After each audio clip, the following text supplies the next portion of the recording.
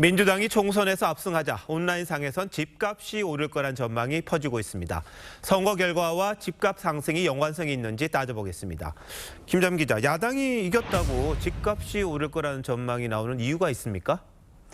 네, 선거 당일 야당의 압승 판세가 나오자 온라인 커뮤니티를 중심으로 집값 상승 전망이 쏟아져 나왔습니다. 이 주장의 배경을 종합해 보면 일기 신도시 재건축 등 정부가 공언했던 재개발 재건축이 어려워질 거고 이로 인한 주택 공급 부족 문제가 심화할 거란 내용입니다. 즉, 이 부동산 규제 완화의 보수적인 민주당의 승리로 집값이 상승할 거란 주장입니다. 실제로 그럼 선거 결과와 집값이 연관성이 있는 거네요. 네, 최근에 치러진 5차례 전국 단위 선거에서 선거일 전후 6개월간 아파트값 변동이 어땠는지를 살펴봤습니다. 먼저 2016년 20대 총선에선 민주당이 123석, 새누리당이 122석으로 양당 의석 수가 비슷했습니다. 선거가 치러진 이후 집값 상승률이 약간 내려갔지만 큰 변화는 없습니다. 그 이후 치러진 19대 대선, 7회 지방선거, 21대 총선 모두 민주당이 승리했는데 선거 직후 집값 상승률이 가파르게 나타났습니다.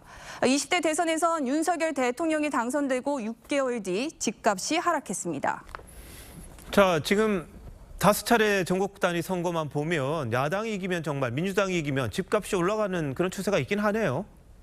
네, 하지만 집값 변동 요인에는 금리와 수요, 경기 전망 등이 있고 당시 부동산 흐름이 상승 추세였는지 고점을 찍고 하락 추세였는지 등도 따져봐야 합니다.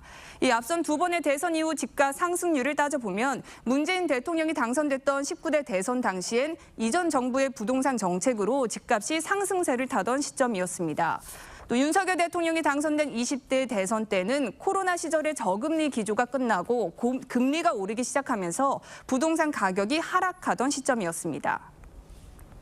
선거라는 것의 영향을 선거가 집값에 미치는 영향 이렇게 직접적으로 보기는 어렵다는 거죠. 2020년 총선 이후에 집값이 올랐는데 그거는 총선 때문이냐 코로나 때문이잖아요.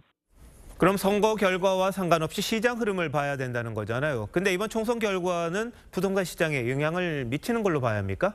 네, 전문가들은 정부가 추진했던 각종 규제 완화 법안이 동력을 잃을 수는 있지만 정치 지형도가 여소야대 국면 그대로 가기 때문에 시장의 흐름은 크게 달라지지 않을 것으로 보고 있습니다.